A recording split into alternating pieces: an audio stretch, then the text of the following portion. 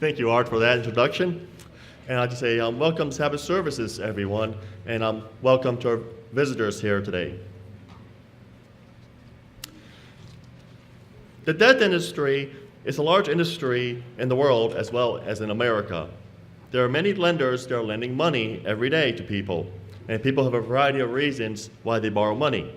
People borrow money, for example, to purchase homes. That's what we have called mortgages. People borrow money to purchase vehicles in auto loans. In the last 40 years, people started using credit cards to borrow more money. And now the student loan industry is booming because a lot of people are wanting to go to college, and the only way they're able to afford to go to college is to borrow money for student loans. There is so much borrowing going on in this country now that the Federal Reserve data bank is projecting that consumer debt could reach a record of $4 trillion by the end of 2018. As of right now, the Federal Reserve, according to the Federal Reserve, the non-mortgage consumer debt is $3.8 trillion. That is all the debts excluding mortgages. The Federal Reserve also reported that student loan debts have increased more than 146% in the last 10 years, which is an increase of basically $902 billion over the last 10 years. And you can't even get rid of student loans, not even in bankruptcy, because you have to prove undue hardship, which is basically you have to file a lawsuit in bankruptcy court. And student loans could affect this country's future because since you can't get rid of them, then you have them all your lives, and because they're federal loans, the government can actually garnish your Social Security when you retire. Now in this country, when a person does not pay back their debts, they can be sued in court. And then when they win and get a judgment, they can garnish your wages, which is like 25% your net pay, and they can put a lien on your home, even foreclose on your home. Now in this world, there are different laws in different countries to help people to get out of debt. For example, in South Africa, if you are deeply in debt and cannot get out of it, you don't have something there like bankruptcy we have here. Instead, you have to file bankruptcy in South Africa, which requires you to pay at least 10% of your debts back. And you can get that 10% money back by asking donations from your family and friends. So if you have a rich uncle, you can ask your rich uncle to help bail you out to South Africa to pay back 10% of your debts. And you still end up losing all your assets in South Africa. And then only after 10 years, according to my research, you can be rehabilitated. Rehabilitated means you're allowed to make contracts again. Now in Poland, I heard this case from another attorney about how they deal with debts in Poland. And I was kind of surprised to hear this, so I did my own research, and sure enough, it's true. In Poland, if you die and leave an inheritance to your descendants, you're also leaving them your debts. So if you don't want their debts, you reject the inheritance. And I found a story about this on dailymail.uk from February 3rd, 2014, about a 9-year-old boy who was forced by a court order to pay back his grandfather's loan of 3,500 euros despite being from an impoverished family. So apparently it's not very good laws in Poland. Now China, they're communists. They don't have a bankruptcy law. Basically in China, there's no laws to help you. Once you get in debt, that's it. But in the United States, we have the most liberal bankruptcy laws in the world, which allows an individual or corporation to fail and get right back on your feet. Did you know, for example, that Henry Ford's first business went bankrupt? Walt Disney's first studio went bankrupt. But what does the Bible say about debt? What are the laws in the Bible that God gave Israel about getting out of debt? I thought we would explore this today. So turn with me for the first scripture today, Deuteronomy chapter 15 and verse 1.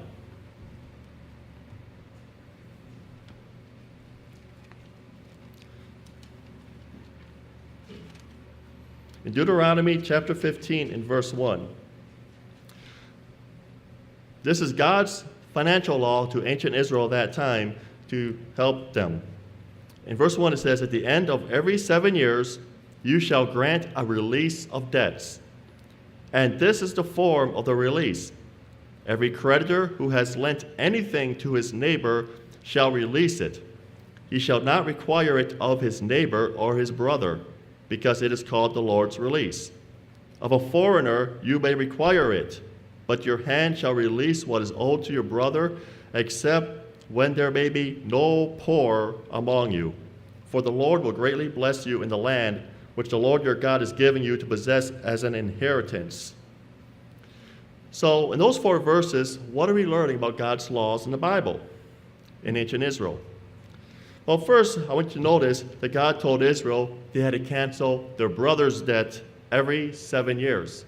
Now, we know from the Bible the 7 is the number, a magic number. That God rests on the 7th day. That's the Sabbath. That's 7 means completion. So, apparently, God wanted everyone in Israel to be released from their debt every 7 years. But notice something else. This was only applied to the Israelites. It didn't apply to the foreigner in the land. And why did God do this? Yes, he knew he had to help Israel out economically. He didn't want poor people among them. He said this has to be the law until there's no more poor among them.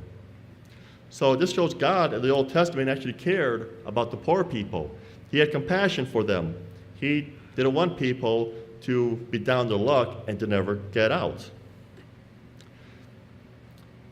God also created this law because he knew, as stated in Proverbs 22 and verse 7, that the borrower would be a slave to the lender. So what we learn here is that in Israel, at the end of every 7 years, every Israelite was to be released of their debt to their fellow Israelite, but not the foreigner. Now let's skip down to verse 7, and we'll read verses 7 through 11, and I'll read this from the Good News translation. I thought it'd be different to hear from a different translation. It says this: If in any of the towns in the land that the Lord your God is giving you, and there are Israelites in need, then do not be selfish and refuse to help. Instead, be generous and lend them as much as they need. Do not refuse to lend them something just because the year when debts are canceled is near.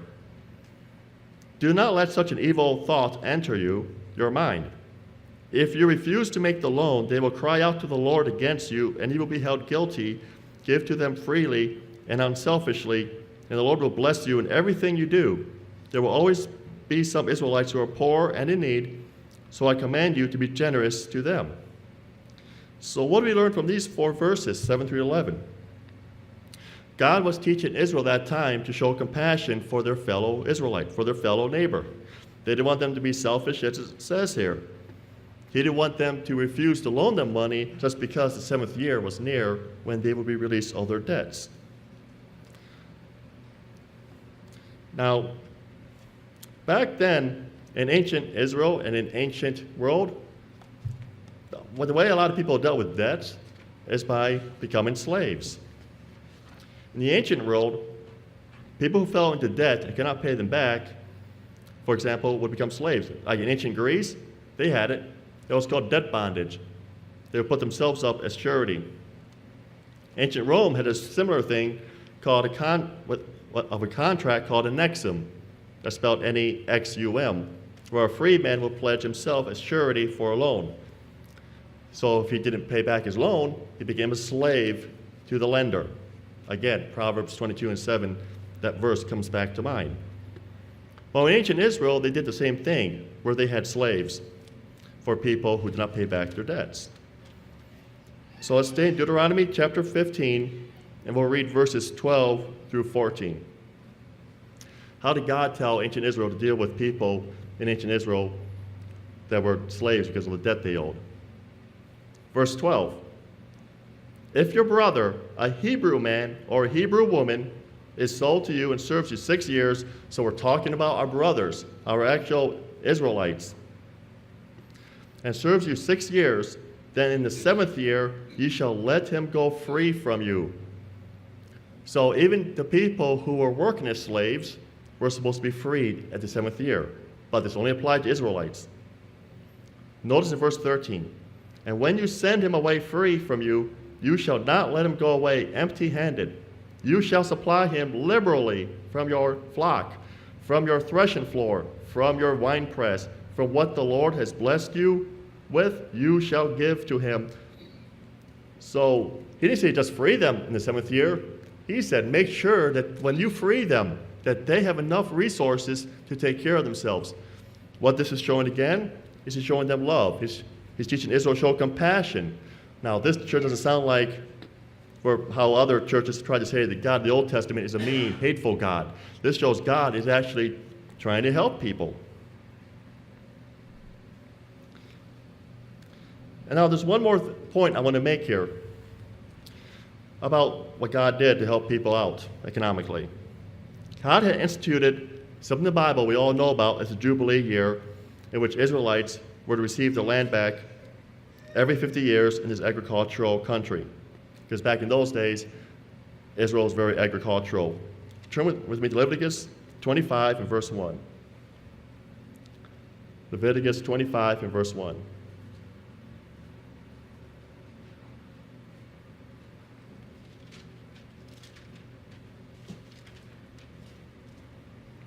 And the Lord spoke to Moses on Mount Sinai, saying, Speak to the children of Israel, and say to them, When you come to the land which I give you, then the land shall keep a Sabbath to the Lord.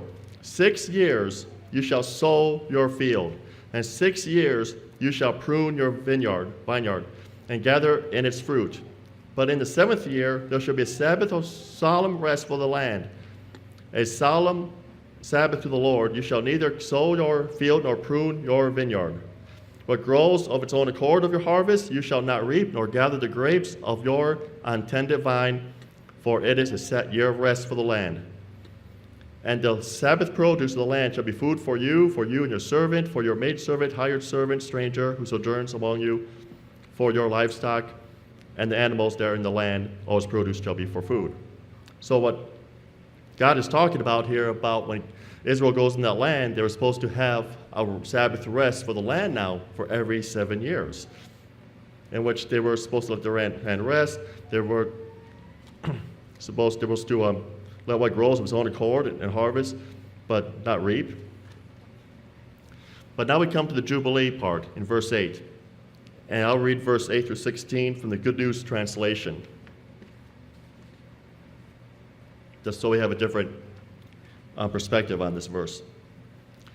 In verse 8, count 7 times 7 years for a total of 49 years. 7 times 7, 49 years. So the 49th year is the 7th Sabbath rest for the land.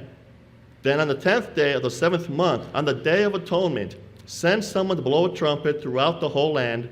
In this way you shall set the 50th year apart and proclaim freedom to all the inhabitants of the land. During this year, all property that has been sold shall be restored to the original owner or the descendants.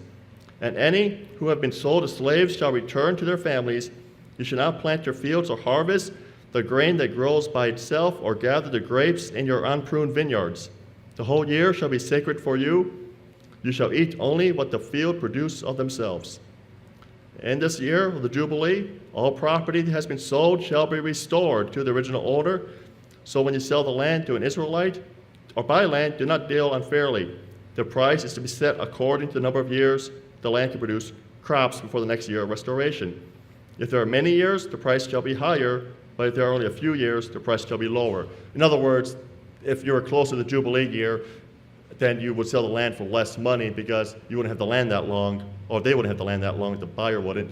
But if it's year 1 or year 2 after the Jubilee, you can sell it for a higher price because it's like you're leasing the land out longer, so you get more money for that. And then in verse 16 it says, or 17, do not cheat an Israelite, but obey the Lord your God. So what we see here about the Jubilee year is that in the year 50, on the Day of Atonement, there was supposed to be freedom throughout the land. The Day of Atonement, the day of fasting, the day when we feel very hungry, the day when all Israelites are feeling hungry, is a day the Israelites, God intended to look forward to. If you're in debt at that time, if you had land you lost because you needed money, you were excited to look forward to that 50th year on the Day of Atonement. That's when you're going to get your ancestral land back. And also notice in those scriptures, it talks about slaves being freed. And it doesn't just say Hebrew slaves. What does all this have to do with the Day of Atonement? Well, we may discuss this more on the Day of Atonement to see what the Jubilee year has to do with that and what the spiritual meaning of that day is. But what we learned today about the debts is that God was compassionate toward Israel. He was a compassionate God. We see that the Jesus Christ of the New Testament was the God of the Old Testament, as we all know. And he showed compassion for them back then as he did in the New Testament. He didn't want them to remain poor in their lives. He developed a system to free them of their debts every 7 years. So I hope this sermonette gave you a better understanding of how God dealt with Israel in their economic system. And now, we also see in the Jubilee year how he had made that to be a special day, special year, beginning on the Day of Atonement, where people will be free from their debts and have their lands back. So I hope this sermonette gave you a better understanding of God in the Old Testament, of how he dealt with Israel when it came to debts, and hopefully we can look more forward to the Day of Atonement and what that day truly means.